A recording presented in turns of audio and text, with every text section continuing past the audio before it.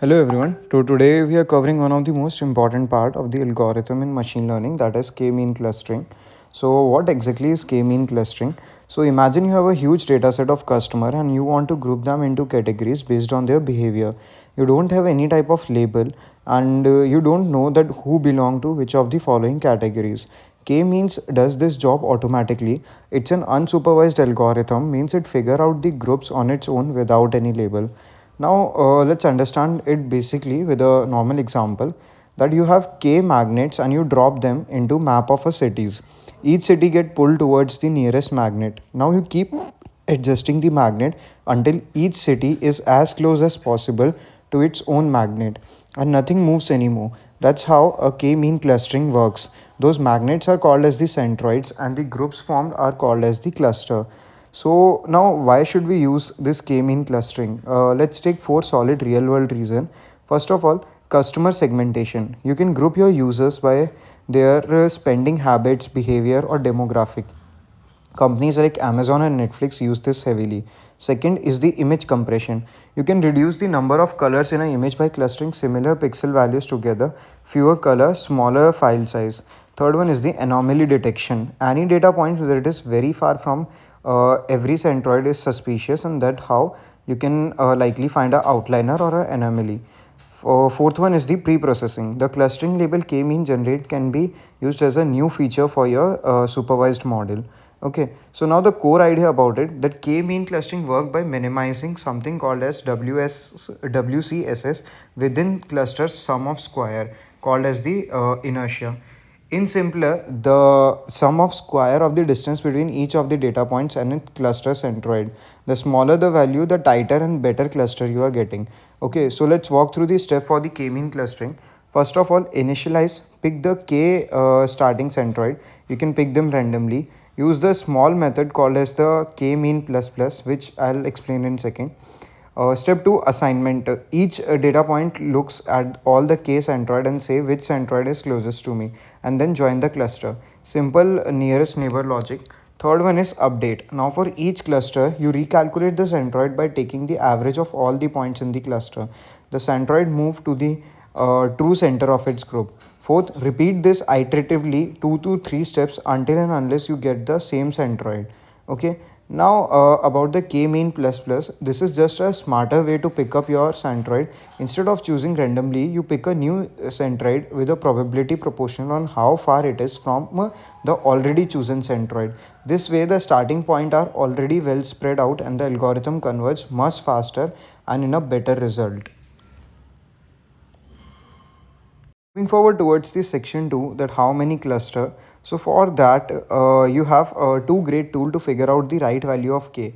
The first one is the elbow method. Here it works like that you run the k mean cluster for k equals to 1 2 3 4 5 and so on, and for each value of k you record the WCSS and remember it. Then the total squared distance of all the points from their centroid. Now you plot k on the x-axis and WCSS on the y-axis. What you will see is that k increases while the WCSS keep dropping because more cluster mean pointing are closer to their centroids. But at some point of time, the drop become very small, adding one more cluster, barely helping out. Okay, so that's the point where the curve bend like an elbow, and that's your ideal k. For example, in our node, WCASS drops sharply from k equals to 1 to k equals to 3, then it flattened down. So k equals to 3 is the sweet spot. Beyond that, you just do it overfitting to your cluster. Now the second tool is called as Silhouette score. This is a bit more mathematical but very powerful. For every data point, it calculates a score between -1 and +1. Here's the idea. For each point, we measure two things. First, how close it is to its own cluster. Second, that how close is the point to the nearest other cluster. That is called as the BI. The Silhouette score is being calculated as B minus A divided by the max of the two.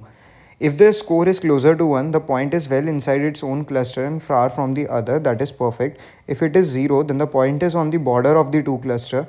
If it is negative, then the point might actually not get into a different cluster. So that's bad.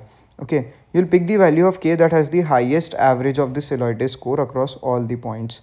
There's a pro tip also, that always use the elbow method and Silhouette score together. The elbow gives you a rough k and Silhouette confirm it quantitatively. Talking about the reconstruction error or K-mean called as the quantization error, after clustering, each data point is represented by its centroid. So instead of storing the original points, you store the centroid. The quantization error measures how information you can get by doing this, and it's just average square distance between the 2 points and assigned its centroid. Trade-off is just like the PCA, which we have already covered in the previous video. Smaller K means more compression but more error. Larger K means accuracy but less compression. Finally, we're gonna compare this K-mean clustering with the other clustering method, DBS can, hierarchical clustering, and all the others. But this discussion we'll be considering in the upcoming lectures. One of the most important thing that you need to take into account is that start with the K-mean clustering. If your cluster are weirdly shaped on your data and has a lot of noise, then switch to DBS can. Okay. Now moving forward towards the section 3, we have the limitations, pro tips, and the key takeaway.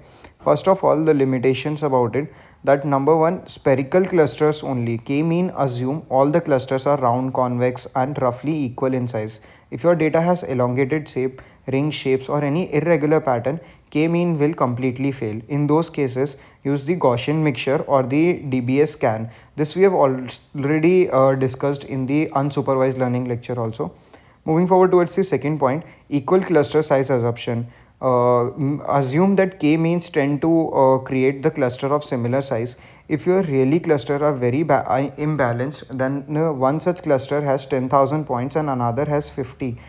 K mean will struggle to find the correct one. Third is scale sensitivity.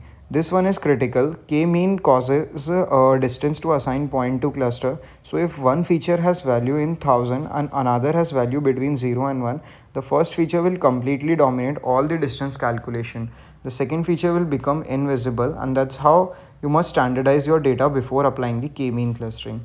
Moving forward towards the fourth point, that you must specify the K for the K-mean clustering. You can figure it out using the elbow method and the silhouette score. Fifth is the local optimization. K-mean is not guaranteed to find the best possible clustering. It finds a local minima of WCSS, not the global minima. This depends heavily on where you have started your cluster. That's why you should already run it on multiple times on different starting point, keeping the best result with you. Point 6 is about the outliner sensitivity. So a single extreme outliner can drag a centroid far away from the true cluster, ruining your clustering. Always check for and handle out the clustering outliners before clustering. Now here are some of the pro tips about that, what how you should work about it, what init value you should give about it, so you can go through it.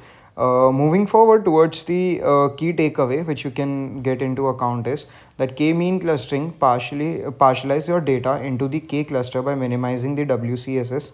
This is a completely unsupervised learning. The algorithm is dead simple. Assign every point to the nearest centroid and then move the centroid to mean of the group. Third one is use the elbow method to visualize the value of K and confirm it using the silhouette score. Fourth one is always standardize first. If you skip this step, then your distance are meaningless. Fifth is K-mean clustering only works on the spherical cluster. For the irregular shape or the noisy, you have to go with the DBS scan. Sixth is the PCA plus the K-mean combo is incredibly powerful. It can reduce the dimension first and then cluster. So that can be used for faster clustering. Okay, so here we have covered everything about the K-mean clustering. We'll be moving into the numericals in a further lectures also regarding this. Thank you.